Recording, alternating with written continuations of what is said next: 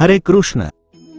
માતૃત્વના આ અત્યંત પવિત્ર, સુંદર અને દિવ્ય અનુભવમાંથી પસાર થઈ રહેલી દરેક ગર્ભવતી માતાનું હૃદયપૂર્વક સ્વાગત છે। ગર્ભાવસ્થા એ માત્ર એક બાળકને જન્મ આપવાની શારીરિક પ્રક્રિયા નથી, પરંતુ એ સ્ત્રીના પોતાના આત્માની પૂર્ણતા અને તેનામાં રહેલા સુપ્ત સદ્ગુણોની અભિવ્યક્તિ છે। આપણી ભારતીય સનાતન સંસ્કૃતિમાં જ્યારે પણ માતૃત્વ, વાત્સલ્ય અને સમર્પણની વાત આવે છે, ત્યારે ભગવાન શ્રી કૃષ્ણના બે દિવ્ય સ્વરૂપો માતા દેવકી અને માતા યશોદા આપણા માનસપટ પર ઉપસી આવે છે। એક માતાએ પરમબ્રહ્મ પરમાત્માને પોતાના ગર્ભમાં ધારણ કરીને જન્મ આપ્યો અને બીજી માતાએ એ જ પ્રભુને પોતાના અમૃત સમાન વાત્સલ્યથી ઉછેરીને મોટા કર્યા। આ બંને દિવ્ય માતાઓના ગુણો, તેમના વિચારો અને તેમનું જીવન ચરિત્ર દરેક ગર્ભવતી માતા માટે એક અદ્ભુત માર્ગદર્શિકા છે। આજે આપણે વિગતવાર સમજીશું કે માતા દેવકીજીનું અતુલ્ય ધૈર્ય અને માતા યશોદાજીનો નિસ્વાર્થ પ્રેમ કેવી રીતે તમારા આવનારા બાળકના મનોજગત અને ચારિત્ર્યનું નિર્માણ કરી શકે છે। સૌપ્રથમ આપણે માતા દેવકીજીના મહાન ગુણો વિશે ઊંડાણપૂર્વક વિચાર કરીએ। માતા દેવકીજીનું સમગ્ર જીવન અદ્ભુત ધૈર્ય, સહનશીલતા અને ઈશ્વર પ્રત્યેની અગાધ શ્રદ્ધાનું એક જીવંત પ્રતીક છે।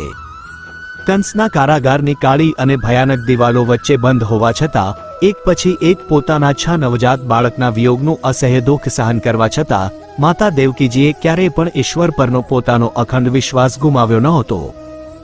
જ્યારે તેઓ 8મી વાર શ્રીકૃષ્ણથી ગર્ભવતી હતા, ત્યારે તેમની આસપાસનું વાતાવરણ અત્યંત ભયજનક હતું, પરંતુ માતા દેવકીજીનું મન બહારના ડર કે ચિંતાથી સંપૂર્ણપણે મુક્ત થઈને માત્ર અને માત્ર પ્રભુના દિવ્ય સ્મરણમાં લીન હતું। આજના આધુનિક સમયમાં ગર્ભાવસ્થા દરમિયાન માતાઓને નાની નાની વાતોમાં અસ્વસ્થતા, શારીરિક તકલીફો, હોર્મોનલ બદલાવ કે ભવિષ્યને લઈને ચિંતા થવા લાગે છે, પરંતુ માતા દેવકીજી પાસેથી આપણે એ શીખવાનું છે કે પરિસ્થિતિ ગમે તેટલી વિકટ કેમ ન હોય, મનની સ્થિરતા, શાંતિ અને ધૈર્ય જાળવી રાખવું એ જ સાચો ગર્ભ સંસ્કાર છે। ગર્ભાવસ્થા દરમિયાન માતા દેવકીજીની જેમ પોતાના મનને ઈશ્વરીય શરણાગતિ ભાવમાં રાખવું અત્યંત જરૂરી છે। માતા જ્યારે પોતે આંતરિક રીતે મજબૂત અને શાંત રહે છે, ત્યારે તેના ગર્ભમાં વધી રહેલું શિશુ પણ માનસિક રીતે નીડર, સંતુલિત અને દ્રઢ બને છે। માતા દેવકીજીએ કારાગારની વિષમ પરિસ્થિતિઓમાં પણ માત્ર સકારાત્મક ઉર્જા અને ભક્તિનો જ આશ્રય લીધો હતો। આજના વિજ્ઞાન અનુસાર માતા જો ગર્ભાવસ્થામાં વધારે પડતો તણાવ કે ભય અનુભવે તો તેના શરીરમાં કોર્ટિસોલ જેવા સ્ટ્રેસ હોર્મોન્સ બને છે, જે બાળકના મગજના વિકાસ પર નકારાત્મક અસર કરે છે। પરંતુ જો એક ગર્ભવતી સ્ત્રી માતા દેવકીની જેમ પોતાની તમામ ચિંતાઓ ઈશ્વરના ચરણોમાં સમર્પિત કરી દે તો તેના મનમાંથી ભય ગાયબ થઈ જાય છે અને શરીરમાં સકારાત્મક ઉર્જા વહેવા લાગે છે। માતા દેવકીનો આ દિવ્ય શરણાગતિ ભાવ બાળકની માનસિક ક્ષમતાઓને એટલી શક્તિશાળી બનાવે છે કે તમારું બાળક ભવિષ્યમાં મોટી ઉંમરે પણ જીવનની ગમે તેવી વિપરીત પરિસ્થિતિઓ સામે ડર્યા વગર ધૈર્યપૂર્વક ટકી રહેવાની ક્ષમતા મેળવે છે। બીજી તરફ માતા યશોદાજીનું જીવન નિસ્વાર્થ પ્રેમ, અખંડ વાત્સલ્ય અને માતૃત્વના સર્વોચ્ચ શિખરનું પ્રતીક છે। જો કે તેમણે શ્રીકૃષ્ણને પોતાના ગર્ભમાં ધારણ નહોતા કર્યા, છતાં પણ તેમણે બાળકૃષ્ણ પર જે મમતા અને પ્રેમ વહાવ્યો, તેણે જગતમાં માતૃત્વની એક નવી વ્યાખ્યા રચી દીધી। માતા યશોદાનો સ્વભાવ અત્યંત આહલાદક, પ્રેમળ અને માધુર્યથી ભરેલો હતો। ગર્ભાવસ્થાના સમયથી જ માતાના હૃદયમાં યશોદાજી જેવા વાત્સલ્ય ભાવનો ઉદય થવો જોઈએ। જ્યારે માતા પોતાના આવનારા બાળક વિશે પ્રેમ અને આનંદથી ભરેલા વિચારો કરે છે, ત્યારે તેના શરીરમાંથી ઓક્સિટોસિન અને એન્ડોર્ફિન જેવા આનંદ આપતા હોર્મોન્સ મુક્ત થાય છે। આ પ્રેમપૂર્ણ અને આનંદદાયક આંતરિક વાતાવરણ બાળકના શારીરિક, નર્વસ સિસ્ટમ અને ભાવનાત્મક વિકાસ માટે શ્રેષ્ઠ સંજીવની સમાન બની જાય છે। માતા યશોદાજીના સ્વભાવનો બીજો એક સુંદર ગુણ હતો બાળક સાથેનો ગહન આત્મિક સંબંધ અને તેની નાની નાની ચહેજ કે ક્રિયાઓને પ્રેમથી સ્વીકારવી। યશોદાજી ભગવદ સ્વરૂપ બાળકૃષ્ણની નટખટ લીલાઓ, તેમની માખણ ચોરી અને ગોપ બાળકો સાથેની મનોહર રમતને હસતા મુખે માણતા હતા। ગર્ભવતી માતાએ પણ યશોદાજીની જેમ પોતાના હૃદયમાં કોમળતા, ક્ષમા અને માધુર્ય કેળવવું જોઈએ। જ્યારે માતા પોતાના ગર્ભસ્થ શિશુ સાથે વાત કરે છે, ત્યારે તેણે માતા યશોદાના ભાવથી બાળક સાથે ગર્ભ સંવાદ કરવો જોઈએ। પેટ પર પ્રેમથી હાથ ફેરવીને બાળકને કહેવું જોઈએ કે હે પવિત્ર આત્મા, હું તારી રાહ જોઈ રહી છું. મારી મમતા અને મારો અસીમ પ્રેમ સદૈવ તારી સાથે છે. આ વાત્સલ્યપૂર્ણ સ્પર્શ અને અવાજથી બાળક ગર્ભની અંદર જ પરમ સુરક્ષા, શાંતિ અને પ્રેમનો અહેસાસ કરે છે. ગર્ભાવસ્થા દરમિયાન માતાએ પોતાના રોજિંદા જીવનમાં અને સ્વભાવમાં સાત્વિકતા લાવવી ખૂબ જરૂરી છે. માતા યશોદા દરરોજ સવારે વહેલા ઉઠીને ગાયોની સેવા કરતા, પોતાના હાથે શુદ્ધ માખણ વલોવતા અને સાથે સાથે મુખમાંથી ભગવદ નામોનું ગાન કરતા હતા. તેમનું આખું જીવન કર્મયોગ, સાત્વિકતા અને ભક્તિનો સુંદર સમન્વય હતું. તેવી જ રીતે ગર્ભવતી માતાએ આળસ અને નકારાત્મકતા છોડીને સક્રિય અને ઉત્સાહી રહેવું જોઈએ. સવારે મધુર વાંસળીનું સંગીત સાંભળવું, ઘરમાં પવિત્ર વાતાવરણ રાખવું, પ્રકૃતિ સાથે સમય વિતાવવો અને ભગવદ્ ગીતા કે ભાગવતજી જેવા ધાર્મિક પુસ્તકોનું પાઠ પઠન કરવું જોઈએ. માતા જેવું શુદ્ધ, સક્રિય અને સાત્વિક જીવન જીવશે, બાળકમાં ગર્ભમાંથી જ તેવા જ શ્રેષ્ઠ સંસ્કારોનું અંકુરણ થશે. શાસ્ત્રોમાં બહુ સુંદર રીતે કહેવામાં આવ્યું છે કે શ્રીકૃષ્ણ જેવા પરમ તત્વને પ્રાપ્ત કરવા માટે માતા દેવકીનું કઠોર તપ અને માતા યશોદાનો પ્રેમ બંને એકસાથે જોડાયા હતા. તેવી જ રીતે આ પૃથ્વી પર એક અત્યંત ઉત્તમ, તેજસ્વી અને સંસ્કારી સંતાનને લાવવા માટે એક માતા પાસે દેવકીજી જેવું ધૈર્ય અને યશોદાજી જેવો અનંત વાત્સલ્ય ભાવ હોવો જરૂરી છે. ગર્ભાવસ્થાના 9 મહિના દરમિયાન જ્યારે પણ તમને કોઈ શારીરિક પીડા, થાક કે ગભરામણ અનુભવાય, ત્યારે માતા દેવકીજીના આત્મબળ અને શ્રદ્ધાને યાદ કરજો. અને જ્યારે મનમાં બાળકની કલ્પના કરીને હૃદય આનંદથી ભરાઈ જાય, ત્યારે માતા યશોદાના વાત્સલ્ય ભાવને તમારા મનમાં અનુભવજો.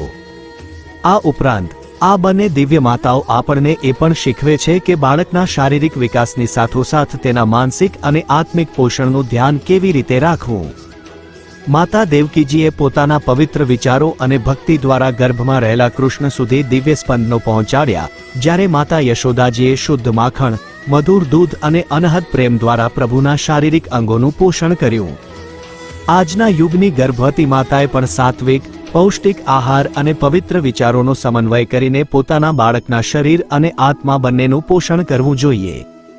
શ્રીકૃષ્ણના મધુર નામ જપથી તમારા મુખ અને કાનને પવિત્ર રાખો, જેથી તમારું બાળક ગર્ભમાંથી જ ભક્તિ અને નીતિના પાઠ શીખી શકે. આગળ વધીને જોઈએ તો માતા દેવકીજીનું જીવન આપણને વિચાર શુદ્ધિ અને માનસિક દ્રઢતાનો પાઠ ભણાવે છે. કાળોતરા કારાગારમાં રહેવા છતાં દેવકીજીનું ધ્યાન ક્યારેય જેલની કાળી દિવાલો કે કંસના અત્યાચારો પર નહોતું ગયું, પરંતુ તેમનું ચિત્ત હંમેશા ભગવાનના આવનારા સ્વરૂપ પર જ કેન્દ્રિત હતું.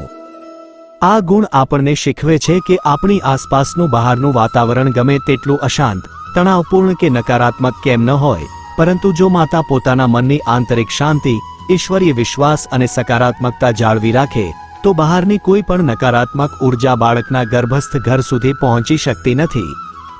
ગર્ભાવસ્થા દરમિયાન ગર્ભવતી મહિલાઓએ માતા દેવકીજી પાસેથી પોતાના મનોબળને અચળ રાખવાની કળા શીખવી જોઈએ.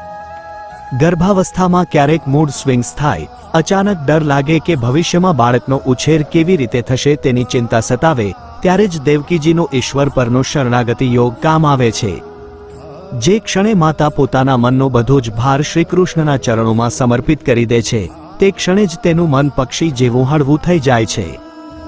જ્યારે ગર્ભવતી માતા આ રીતે નીડર અને સ્થિર બને છે, ત્યારે ગર્ભમાં ઉછરી રહેલું બાળક જન્મથી જ આત્મવિશ્વાસી, હિંમતવાન અને ગમે તેવી મુશ્કેલ પરિસ્થિતિઓમાં પણ શાંતિથી નિર્ણય લઈ શકે તેવું બૌદ્ધિક બને છે. બીજી તરફ માતા યશોદાજીના જીવન પરથી આપણને એ શીખવા મળે છે કે બાળકના પોષણમાં માત્ર અન્ન કે દવાઓ જ પૂરતી નથી, પરંતુ ભાવનાત્મક સમૃદ્ધિ પણ એટલી જ મહત્વની છે. યશોદાજી જ્યારે પણ કાન્હા માટે ભોજન બનાવતા કે માખણ વલોવતા, ત્યારે તેમના મનમાં અને મુખ પર ભગવાનના મધુર ગુણગાન રહેતા હતા. આ ભાવનાત્મક શુદ્ધિથી બનેલું અન્ન માત્ર ખોરાક નથી રહેતું, પણ પ્રસાદ બની જાય છે. ગર્ભવતી માતા જ્યારે પોતે સાત્વિક અને પવિત્ર વિચારો સાથે ભોજન બનાવે છે કે ગ્રહણ કરે છે, ત્યારે તે અન્નમાંથી બનતું લોહી બાળકના શરીરની સાથોસાથ તેના મન અને આત્માને પણ અત્યંત પવિત્ર બનાવે છે. યશોદાજીનો અનંત વાત્સલ્ય પ્રેમ આપણને એ પણ સમજાવે છે કે માતૃત્વ એ માત્ર એક જવાબદારી નથી, પણ એક દિવ્ય સાધના છે. ગર્ભાવસ્થાના આ 9 મહિના દરમિયાન જ્યારે પણ તમે તમારા બાળક વિશે વિચારો, ત્યારે એ વિચાર માત્ર એક સાધારણ બાળકના જન્મ પૂરતો સીમિત ન રાખતા એવું અનુભવો કે તમે એક અદ્ભુત આત્માનું તમારા શરીરમાં સ્વાગત કરી રહ્યા છો. માતા યશોદાની જેમ તમારા હૃદયમાં પ્રેમ, દયા અને માધુર્યનો પ્રવાહ સતત વહેતો રહેવો જોઈએ. માતાના હૃદયમાં વહેતી આ પ્રેમાળ લાગણીઓ બાળકની સંવેદનશીલતા, બૌદ્ધિકતા અને સર્જનાત્મકતાને ઉત્તેજિત કરે છે, જેથી બાળક જન્મ પછી સમાજમાં સૌની સાથે સદભાવ અને પ્રેમથી રહેતા શીખે છે. ગર્ભાવસ્થા દરમિયાન ક્રોધ, અહંકાર, ઈર્ષ્યા, ચુગલી કે ચિંતા જેવા દુર્ગુણોથી સંપૂર્ણપણે દૂર રહેવું એ જ માતા યશોદા અને દેવકીજી પ્રત્યેની સાચી ભક્તિ અને શ્રદ્ધાંજલિ છે. જે ઘરમાં માતા પોતાના મનને સદા પ્રસન્ન, શાંત અને ભક્તિમય રાખે છે, તે ઘર સાક્ષાત ગોકુળ જેવું દિવ્ય બની જાય છે. તમારું ગર્ભસ્થ શિશુ કોઈ સામાન્ય જીવ નથી, પરંતુ ઈશ્વરનો એક પવિત્ર અંશ છે જે તમારી પાસે ઉત્તમ સંસ્કારોની અપેક્ષા રાખીને આવ્યો છે. તેથી જ દરરોજ થોડો સમય કાઢીને કૃષ્ણ લીલાઓનું સ્મરણ કરો અને કલ્પના કરો કે તમે તમારા બાળકના રૂપમાં બાલ ગોપાલને જ તમારી ગોદમાં રમાડવાની તૈયારી કરી રહ્યા છો. આ બંને દિવ્ય માતાઓના ઉત્કૃષ્ટ ગુણોનો સંગમ એ જ ખરી રીતે ગર્ભ સંસ્કારનો સાર છે. માતા દેવકીજી જેવું દ્રઢ ધૈર્ય, તપસ્યા અને અચળ શ્રદ્ધા, તેમજ માતા યશોદાજી જેવો નિસ્વાર્થ પ્રેમ, સાત્વિક જીવનશૈલી અને વાત્સલ્ય, આ બધું જ ભેગું મળીને શિશુના સર્વાંગી અને અદ્ભુત વિકાસની રચના કરે છે. ગર્ભાવસ્થા દરમિયાન દરરોજ રાત્રે કે સવારે થોડો સમય શાંતિથી બેસીને આ બંને માતાઓના જીવનચરિત્રનું સ્મરણ કરો અને તમારા સ્વભાવમાં તેને ઉતારવાનો નમ્ર પ્રયાસ કરો.